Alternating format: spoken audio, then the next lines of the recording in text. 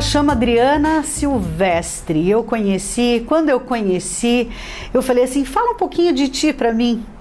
Gente, que pessoa incrível, batalhadora, desafiadora, sabe aquelas pessoas que vai atrás daquilo que quer? É assim que ela é. E aí, claro, né? Se ela é assim com ela mesma, imagina tudo o que ela pode fazer pelas pessoas. Ela é psicóloga clínica e estudiosa. Vocês sabem que eu gosto sempre de conversar com gente inteligente e estudiosa, né? Pois ela é assim, né, Adri? Eu fiquei encantada quando a gente conversou. Tudo bem, lindona? Tudo bem, Fabiola. Bom revê-la. Obrigada. Aqui novamente. E você gosta mesmo de estudar, né? Gosto sim. É algo assim que eu não tenho medo de investir. Eu sempre falo assim que estudo é investimento. Conhecimento é investimento, né? A gente nunca perde. E toda vez que eu invisto num conhecimento, é lógico que a minha prática fica melhor, né? Pois e é. Isso vai refletir de uma forma positiva no tratamento dos meus clientes. Quando você fala dos teus pacientes, eu sinto um envolvimento muito importante teu, né? Realmente, eu me preocupo bastante com meus clientes e é por isso, né, que eu sempre estou investindo em conhecimento, como a gente falou agora no início, né? Adri, me fala uma coisa, você atende criança, adolescente, adulto, família, qual que é o teu foco? Ou você acha que é um complementa o outro? Então, no início eu atendia criança, adolescente, adulto, casais, família, porque quando você sai da faculdade, né, não tem muita possibilidade de escolha, porque você a princípio não é conhecida. Eu me formei em 2005, né, embora eu seja de Joinville, minha família é daqui, né. Hoje, depois de 15 anos, né, eu atendo apenas adolescentes e adultos. Para mim legal. Foi bem importante escolher um nicho. Por quê? Porque daí eu volto à questão do conhecimento. Porque se a gente atende um público, né, vários públicos, né, vai ter que estudar para vários públicos, né, e começa a ficar muito oneroso. Então eu optei em trabalhar só com adolescentes e adultos. Como é que estão os adolescentes nessa pandemia aí? Então, eles estão sofrendo, né? Então, né? É lógico que, ou seja, né, essa questão da sociabilidade ficou comprometida, muitos estão realmente viciados na questão do jogo, né? Essa questão do estudo também foi um desafio para eles, tem sido, né? Porque, novamente, eles gostam de sociabilizar e ali, né, ter essas aulas online, está sendo desafiador. Quando que a pessoa entende que ela precisa de uma ajuda psicológica? Então, principalmente quando ela percebe que aquilo que está incomodando, está impactando, né, na qualidade de vida dela. Por exemplo, no trabalho, nos estudos, nos relacionamentos interpessoais, no relacionamento de família, né? Então, esse é um dos indícios, né? Por exemplo, um transtorno depressivo. Né? Se isso já está influenciando, ela precisa buscar ajuda profissional. Né? E assim como qualquer transtorno ou problema. Entendi. A própria pessoa entende que ela precisa ir ou alguém precisa levar? Porque eu acho que isso é um desafio, tanto para quem está vendo a pessoa que precisa de ajuda, quanto ela mesma, né? Porque um adolescente tem essa consciência. Eu não sei, não tenho mais adolescentes em casa, mas eu me lembro que quando os meus filhos eram menores, e inclusive adolescentes, eu tive que pegar pela mão e falar assim, olha, você precisa de ajuda.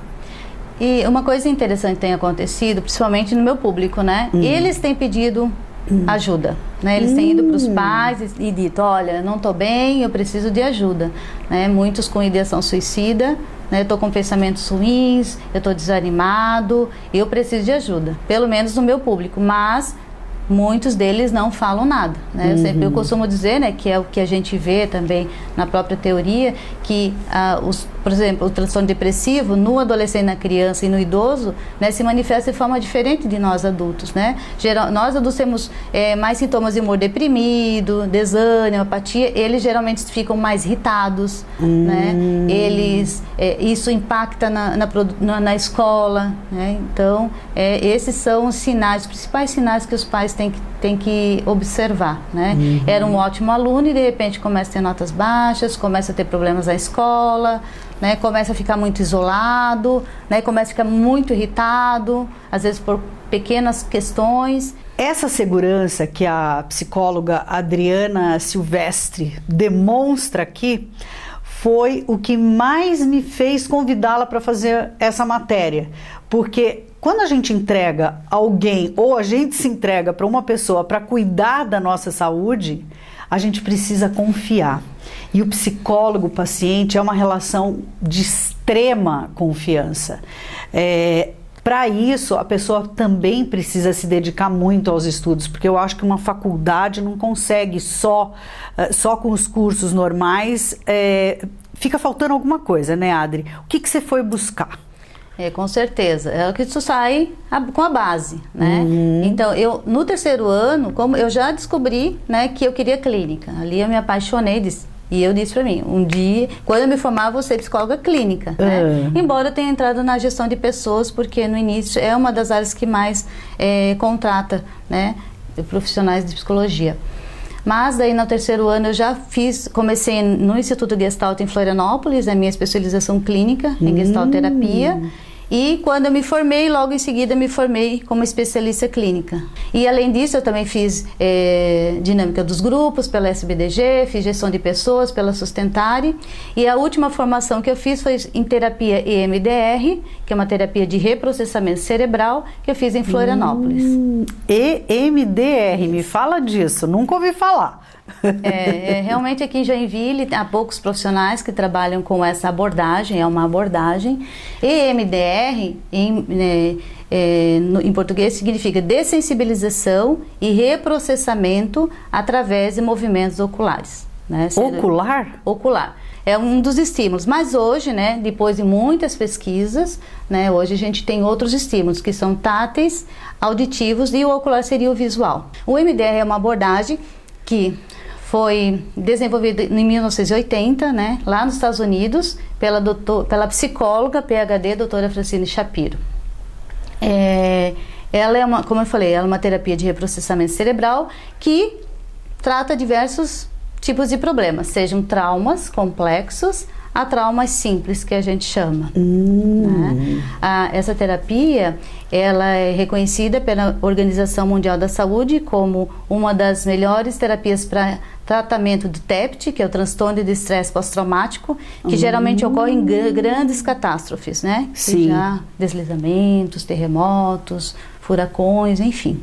Existem diferentes traumas. Às vezes as pessoas até acham que não é um trauma, mas acaba sendo um trauma. Qual é a diferença dos traumas, Adri? Então, na terapia MDR, que hoje é a terapia que eu mais pratico, nós vemos o trauma de duas formas, né? A gente chama de o trauma de T grande e de T pequeno. O trauma de T grande seria as catástrofes, assaltos, abusos, sequestros, né? Então, a gente chama de trauma único, né? Tá. E traumas de T pequeno seriam aquelas situações repetitivas que a gente vai sofrendo ao longo da vida. Por exemplo, né? O bullying, quando a criança ou adolescente é chamado, ô seu burro, você não fez mais do que a obrigação, né? Ou sofre muita pressão para ter bons resultados, o que vai acontecendo? Isso vai se repetindo. Seu burro, por exemplo. Seu burro, seu burro, seu burro, seu burro. Vai chegando uma hora, eu sempre falo para os pacientes, né? É como se fosse um pacotinho. Vai botando pacotinho, o cérebro fecha, traumatizou. Né? Então o que vai acontecer? A tendência desse adulto eu não sou bom o suficiente. Essa crença negativa é uma das que mais aparece. Eu não sou bom o suficiente. Isso tem muito a ver, né, com essa superproteção que muitas vezes os pais têm das crianças, porque se é muito superprotetor, o que acontece? Dá indício para essa criança que ela não tem potencial, que ela não pode nada, quem pode são os meus cuidadores. Entendi. Né? E vai gerando, né, ao longo da trajetória desse adulto, um adulto inseguro, porque a gente tem que entender que tudo que acontece na infância não fica lá. Né? É fácil as pessoas ficarem dizendo, deixa o passado para trás. Sim, é o grande objetivo da psicoterapia. Só que o que acontece na infância vem para a vida adulta. E eu costumo falar para os meus pacientes ou clientes que ninguém nasceu da casca do ovo. né? Ninguém nasceu ontem. É lógico que muitas pessoas, elas procuram e dizem, eu não estou tão cansado, já passei por vários psicólogos, profissionais, e eu não queria falar do meu passado. Ok, a gente vai trabalhar com aqui e agora, que é o que a gente tem. Mas em algum momento eu vou precisar ir lá para o passado. Não ficar convocando, mas pelo menos para identificar qual o trauma, né, que está impedindo o avanço dessa pessoa no aqui e agora, né? E no MDR é assim que a gente faz. Nós temos, né, ele é todo protocolado, né? Então, e nós temos vários protocolos para várias questões, fobia, síndrome do pânico, depressão, ansiedade. Porém, nós temos um protocolo básico, né, um protocolo padrão, que a gente chama, que é eficaz para tudo. Só que muitas vezes a gente vai melhorando, né, esses protocolos. Ele é de 8 fases e nessas fases a gente vai identificando. E uma das identificações principais é descobrir o evento-chave, que a gente chama, ou seja, onde tudo começou. Né? É lógico que às vezes a gente não encontra. Se não encontrar, a gente vai trabalhar com todos os eventos traumáticos, independente se eles são traumas grandes ou pequenos, que a pessoa passou, né? Outra coisa interessante dessa terapia é que a gente trabalha muito com a crença negativa, porque essa crença negativa nasceu dessa situação traumática. É como se ela viesse casadinha. Por exemplo, você é um burro, você não consegue nada, deixa que eu faço pra você. O que ele vai dizendo? Eu não sou boa o suficiente. Você não sei do que, olha só, não faz mais do que a tua obrigação, eu não sou boa o suficiente. Então, uma crença negativa, por isso que crenças não são muito fáceis de você ressignificar, porque ela muitas vezes vem, ela é gerada através de várias situações, né? Às vezes eu falo com os pacientes, a gente trabalha um processo, deles falaram, mas a minha crença não reduziu ainda. É lógico, porque ela não nasceu só disso, ela nasceu disso tudo aqui que nós levantamos, né? Então, outra questão, a gente trabalha muito com a crença positiva, né? Com as sensações corporais, e enfim, né? Essa é uma das formas que essa terapia trabalha. E um diferencial é que muitas vezes o paciente não precisa falar do trauma. Porque nós não somos... A terapia MDR não é uma terapia de fala. Ela é uma terapia de reprocessamento cerebral. Né? Por isso que nós temos um script, que a gente fala de ficha de trabalho. Seguindo o script, sem problema nenhum. A gente, né? Tanto é que a gente fala assim, pense sobre. Né? E entra com estímulo bilateral, que pode ser auditivo, visual ou tátil. Que legal isso! E quando eu falo isso para o cliente, muitos clientes ficam, que bom, né? Eu posso então tratar um negócio que eu nunca tive coragem, sem precisar falar? Sim, é lógico que tudo isso é estruturado, né? Mas a eficácia é a mesma. Inclusive online, eu trabalho online, né? Muitos pacientes dizem assim, mas online dá a mesma eficácia? A mesma eficácia, né? Tanto é que hoje muitos pacientes de Joinville, né, continuam online. Devido à pandemia, né, os atendimentos, né, migraram para online. Hoje é semipresencial, vamos dizer, né, alguns têm presencial, outros online, mas às vezes se eles não podem chegar até o consultório, acontecer algum problema, a gente conecta e a eficácia é a mesma. Outro diferencial, Fabiola, que eu gosto muito de falar sobre MDR, é que nós trabalhamos muito com recursos de gerenciamento de estresse. Né, como eu te falei, o protocolo tem 8 fases. A primeira é a história clínica, onde a gente levanta toda a história do paciente. Né? E se eu adolescente, eu falo com os pais também. Né? Até para que eu ouça a queixa desse adolescente e ouça a partir dos pais. Né? Os adultos já não. E na fase 2 a gente trabalha com instalação de recursos. O que seriam isso? Né? Seriam recursos de gerenciamento de estresse. Para quê? Porque conforme a gente vai trabalhando a questão do cliente, né, ele vai para casa e muitas vezes ele pode ficar ativado, porque depois do processamento que é feito, né, no consultório, é lógico que a sessão não termina no mesmo dia, né, dependendo da queixa. E eu sempre falo, o reprocessamento pode continuar depois da sessão. Então pode ser que ainda durante o dia de hoje, durante a semana, você tenha novos pensamentos, insights, sonhos. Né? Então, justamente para que o paciente possa estar atento. E se você ficar ativado, fica ansioso, né, preocupado, você usa o estímulo para quê? Para te trazer para a janela de tolerância, ou seja, para te trazer para uma zona onde você fique mais tranquilo. né? Então há toda uma preocupação sobre isso. E também outra questão é que quando o paciente e o cliente, né, independente, antes de sair do consultório, sempre tem uma autorregulação. O que seria isso? Eu sempre uso um estímulo para checar como ele está. Porque dependendo do paciente, muitas vezes eles relatam: Adriana, eu cheguei no carro, não consegui dirigir. Então eu peguei, fiz o estímulo, né, e daí eu me acalmei. Porque entenda, a gente está trabalhando direto com o cérebro.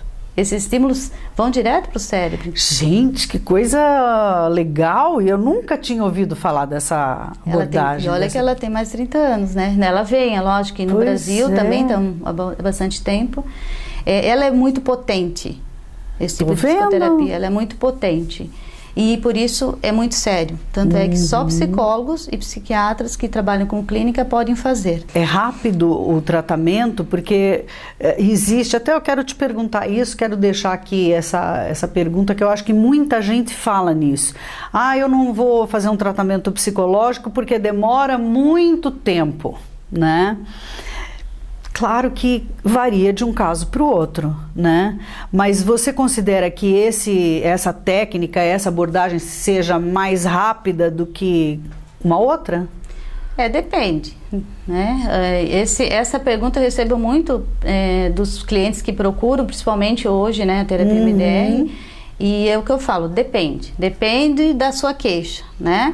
Porque às vezes tem traumas muito específicos. Por exemplo, eu fui assaltada e hoje eu não consigo sair de casa. Então, muitas vezes, quando o trauma ele é único, né, geralmente a gente consegue tratar em poucas sessões. Poucas sessões depende, 3 meses, né, 4 meses, depende de como também o cliente vai reagir, né, à abordagem, né, à terapia. Mas em outras questões também demorado, né? Porque, como eu falei, às vezes ele vem, e às vezes acontece assim, que ele vem com um problema, um trauma único, e, né, no decorrer do processo, né, vão aparecendo outras questões, e que daí sim, aquilo que ele veio tratar no início, né, foi tratado, mas porém ela vai se prolongando, porque o cliente percebe que tem outras questões que apareceram, e daí ele já vai aproveitar. Ai, deve ser tão bom, né, gente? Eu vou confessar aqui que eu nunca fiz terapia, não as convencionais, né? Eu adoro fazer as terapias energéticas, os reikis, as outras terapias, né? Faço a mandala terapia, né? Mas eu tenho a impressão, assim, que todo mundo deveria fazer, porque não é possível, né, gente, que as pessoas não tenham nada para resolver. E é importante também dizer que o psicólogo, ele não resolve nada, né? Qual é o papel do psicólogo? Então, sozinho realmente ele não faz nada, né? É através da técnica, né, do conhecimento que ele utiliza, né, que o processo vai acontecendo. Eu sempre falo para os clientes, olha, por mais que eu esteja aqui com muita vontade de trabalhar o teu caso, se você não tiver implicado com isso, não vai acontecer. E vice-versa. Você pode vir aqui, né, muito implicado, querendo trabalhar, e eu não estou inteira aqui, também vai ficar prejudicado. Então eu digo sempre que é um trabalho em equipe, né? Tanto é que quando faço sempre um follow-up com eles a cada 3 meses, perguntando o que eles conseguiram até então, porque isso faz com que a psicoterapia, né, saia só do subjetivo, né? Ou seja, o cliente, ele perceba que há valor no tratamento, que aquele tratamento realmente faz efeito. Tanto é que muitas vezes quando eu pergunto, eles falam, sabe que eu não parei para pensar sobre isso? E tu sabes que apareceu isso, eu melhorei aqui, e isso faz com que aumente o engajamento desse paciente ou cliente, né? Depende. É uma autoanálise, né? Isso, né? Que daí ele faz comigo, né? Então, assim, às vezes eu falo, vai para casa, essa semana você faz uma autoanálise do quais foram os ganhos que você teve até então. Os resultados, porque todo mundo quer resultado, né? Sim. E acho que quando você procura uma terapia, você realmente precisa resolver algumas coisas, né? E muita gente demora, né, Adri, para entender que precisa de uma ajuda. A psicoterapia, ela é uma ferramenta que eu penso que a pessoa nasce para ajudar o outro, né? Além de todo o estudo, claro, mas assim, você sente isso? Sim, eu sinto que tem essas características, né? Eu acho que é para todo profissional, por Claro. exemplo, você, né? Você nasceu para isso, né? Eu acho. Que eu percebo que eu não teria essa habilidade, né? E eu creio que eu nasci para isso, tanto é que eu falo que a minha missão é transformar vidas através da minha profissão. Esse nosso quadro de psicologia, que inicia hoje com a psicóloga Adriana, é para isso mesmo, é para ajudar você a sair de algumas situações que você talvez nem saiba, né? E ouvindo um bate-papo como esse, você vai entender que talvez você precisa, ou não até, mas é importante a gente saber que resultado, sim, a gente tem com a psicoterapia e isso é uma coisa muito séria e tem que ser com uma pessoa muito séria. A gente buscou essa profissional para ser uma consultora do nosso programa. Nós vamos gravar vários quadros com vários diversos assuntos, inclusive você também pode participar mandando as suas questões, mandando os seus assuntos, que aí a gente vai aqui bater esse papo. Mas eu quero te agradecer muito a tua presença e você ter aceito o nosso convite para estar aqui, né? E agora, sim, é um compromisso teu que eu quero, porque nós temos tantas questões para levantar, né, Adri? Com certeza. Tô bem feliz de ter você aqui, viu? Tô feliz de estar aqui também. Legal, olha, gente, mandem aí as suas perguntas, as suas questões. A Adri também vai estar nas nossas redes sociais, sempre tentando auxiliá-los da melhor maneira possível, né, com dicas. E é isso que a gente quer, né, Adri? Ajudar as pessoas, né? E eu espero que realmente a gente consiga ter um resultado bacana aqui, como todos os outros que a gente tem. Nosso telespectador é muito fidelizado, é muito legal e a gente é muito grato a você que está sempre junto conosco. Se você está assistindo na televisão, maravilha! Se você está assistindo também no nosso canal do YouTube, compartilhe, comente, porque o seu like é muito importante para nós, né? As redes sociais, elas estão aí também para nos auxiliar, né? Com certeza. E é preciso ter muito cuidado, inclusive isso pode ser até um próximo assunto. Com certeza. Né? Pode ser, sim. A tua consideração final, qual é a tua dica para o nosso telespectador, Adri? A minha dica é que você não espere chegar no fundo do poço, né? É lógico que não é somente para transtornos graves com depressão, ansiedade, mas às vezes você tem um problema de performance, você está estudando, né, para o concurso e não consegue, ou como às vezes um esportista que quer melhorar, então não espere, né, entrar tanto em sofrimento, busque ajuda, tá? É importante que você quebre os seus tabus referente à psicoterapia, né, que ela é para todos que buscam melhorar a sua qualidade de vida e a sua saúde emocional. Né? E se você, familiar, tem alguém que você perceba que está em sofrimento emocional, oriente ele, né, e estimule ele a buscar ajuda, né? Não deixe ele sofrer por muito tempo. Legal, essa é uma bela dica. Eu conversei com a psicoterapeuta Adriana Silvestre aqui no nosso quadro de psicologia que dá início hoje a essa ajuda para o nosso telespectador e também esclarecimentos, né? Esse é o nosso maior objetivo. Um beijo para você e fique conosco, porque aqui é só conteúdo inteligente.